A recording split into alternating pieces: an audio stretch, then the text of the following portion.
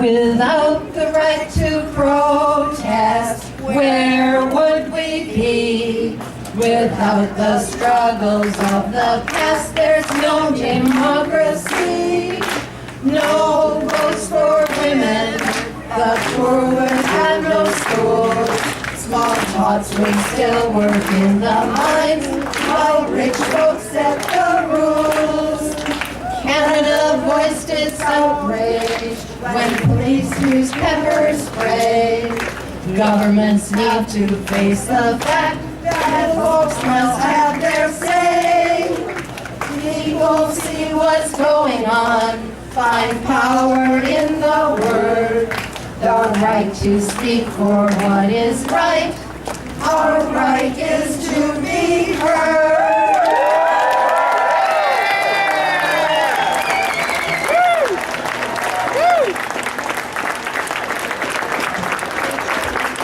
Okay, just one more, because I know there are a lot of people, and you're patiently standing to hear them all, not just us, but this is one of our favorites, and we can't resist singing it for you.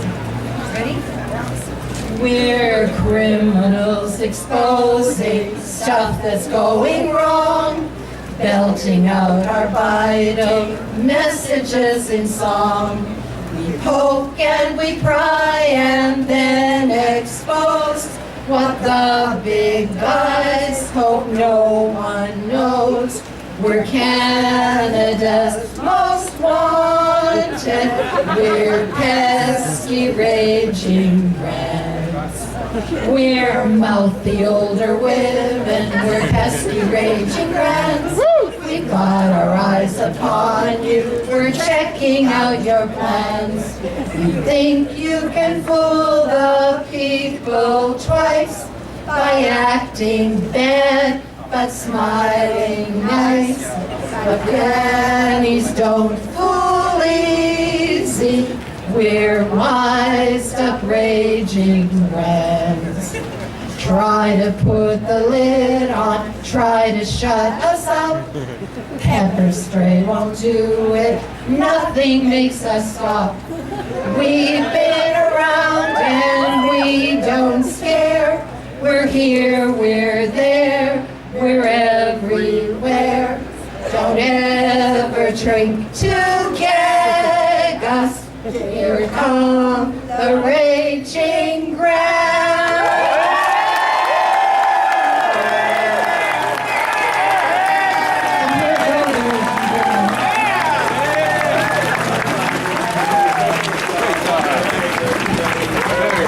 So a big hand for the Raging Grannies. That's awesome. All right, coming up next, Neha Wazi.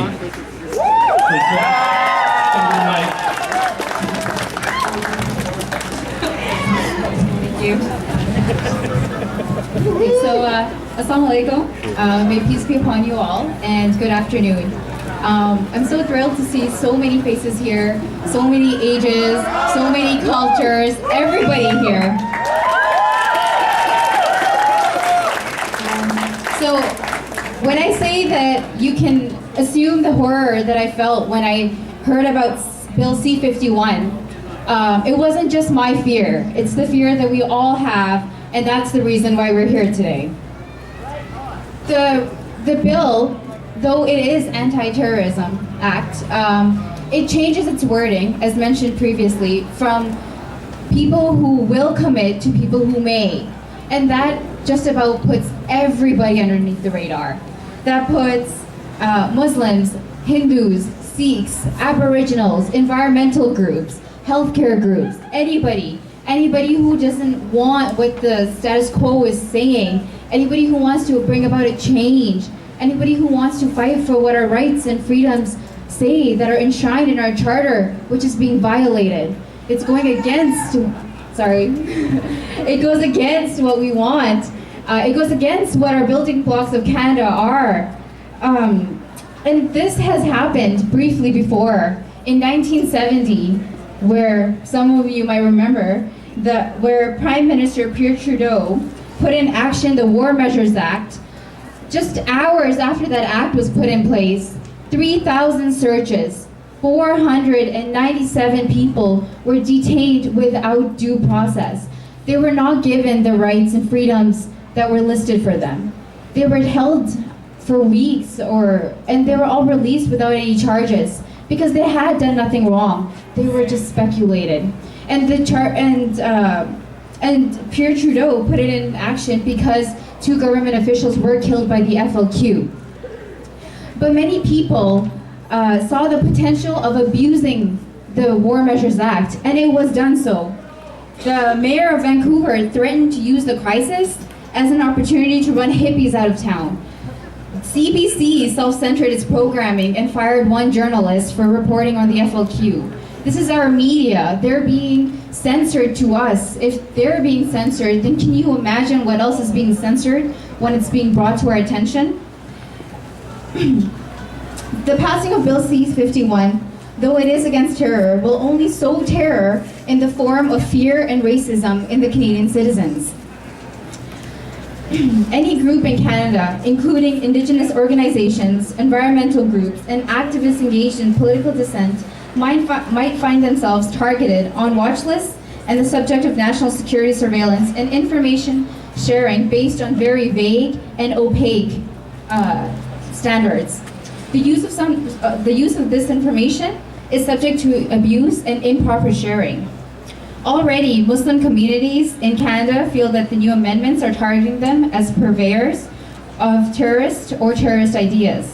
The implementation of the amendment has tremendous potential for being disproportionately weighted against Muslims. As said so by Harper's statements on Muslims in Canada and linking them to terrorist organizations or the ideas of terrorism, which is not true. Other minority groups are at a determinate risk of prejudice, and the Act enables government officials to determine on easier rulings, and every Canadian will lose rights and freedoms that could be difficult or even impossible to reclaim. Canadians deserve an open and robust debate about the bill, so that adequate safeguards are included, and that the bill supports the Constitution, which is the building block of Canada.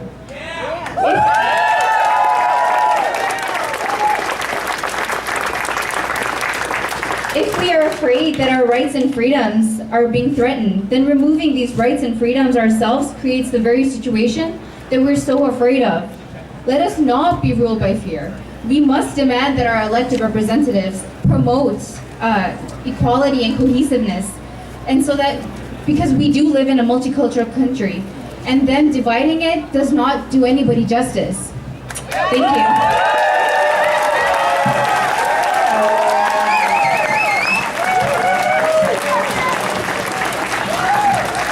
Thanks, Naya. Appreciate those words. Thank you. It was just brought to my attention that, you know, we should also be talking about how this is our democratic responsibility to come out here, show our freedom of expression, and let the government know that we don't support C-51. Awesome.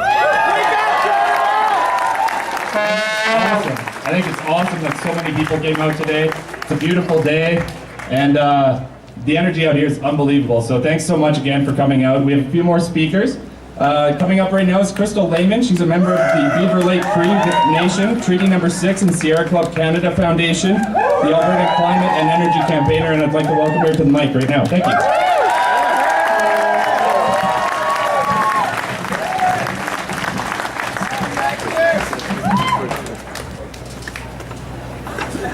I love that. First Nations peoples defending their lands are not criminals. That way.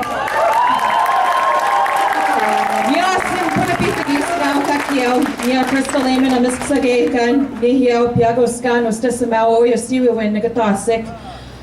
Good afternoon, everybody. My name is Crystal Lehman, Beaver Lake Cree Nation, Treaty Number 6.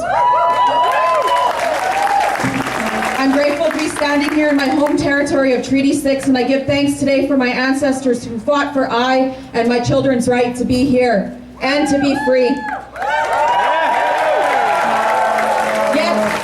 Here we stand today addressing yet another suite of legislation, and one that now promotes fear. Promoting fear. And as First Nations people, we've known about that since the time that this government came to be. We help build this country on the freedom and fundamental rights of every person born into this nation state that we call Canada. We also know all about how those rights to freedom have been abused and ignored. And now this government has turned on its own.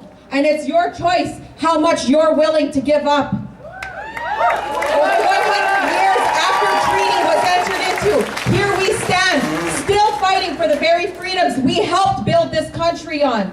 And this bill says that if you jeopardize the economic or financial stability of Canada through protest, you can be deemed a criminal. And this is clear demonstration that the government fears the voice of reason so much. So much so that if you open your mouth or act in the betterment of the rights of nature and basic human rights, you can and will be labeled a security threat. Freedom of speech, freedom to act in a democracy, and freedom as a law-abiding citizen of this nation state, abolished. And who gave Harper and his minions the right to define how I express my right to freedom of speech, and in turn express my concern for those that cannot speak for themselves, the rights of nature and the inherent rights of the original people of this land?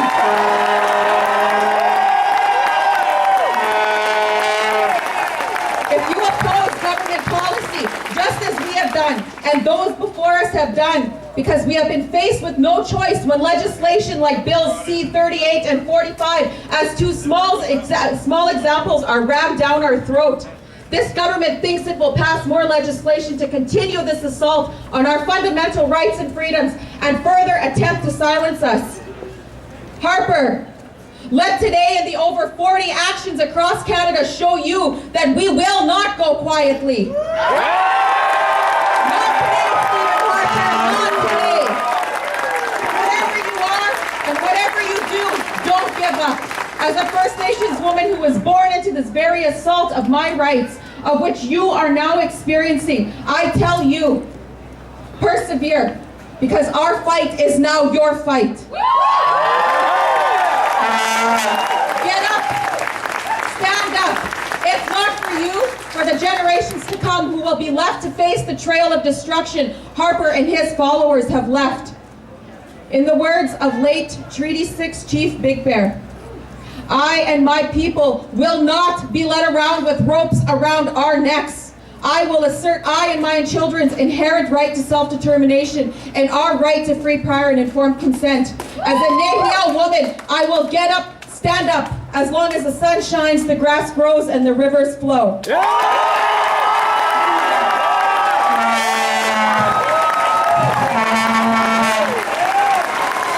Crystal Raymond.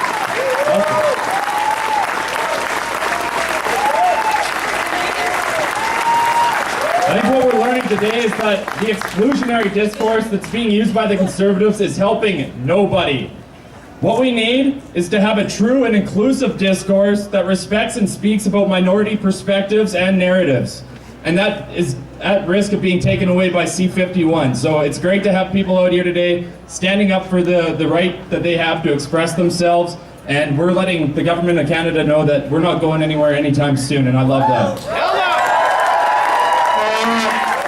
Coming to the mic now,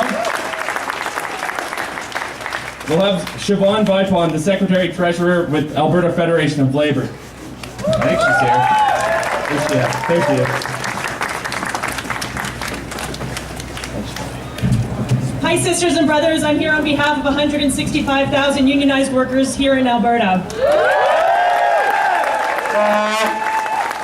We stand in solidarity with you because this bill is an attack on our workers' rights, and that is a problem. This bill is vague, and vague bills make bad law. But that's what this government does, and so people don't notice. And yes, this is an attack not only on minorities, but this is an attack on the majority. And so I'm glad you are here to have your voices heard.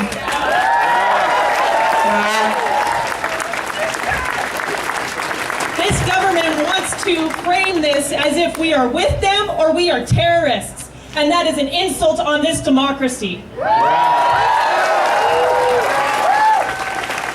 This bill aims to demonize the rights that workers have fought for, which includes job action, striking, the right to organize. RCMP and CSIS in the past have targeted not only the labor movement, but its leaders by getting information from them and then turning it against us. It is our right to unionize, and it is our right to stand up for that. So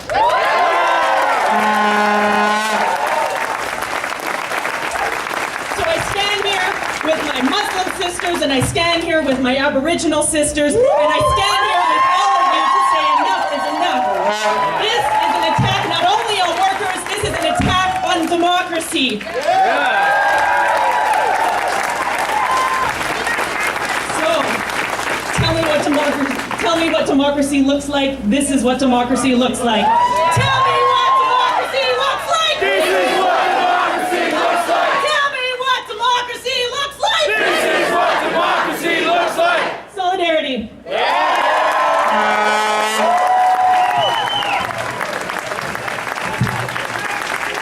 One by one, Alberta Federation of Labor.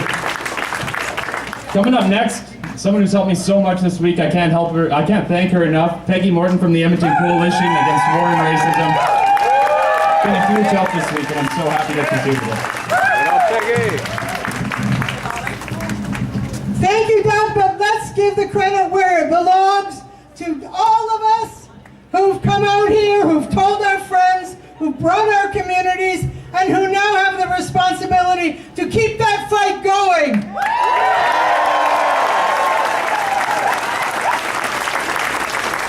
To keep that fight going, as our Echo-War banner says, to defeat Harper in 2015.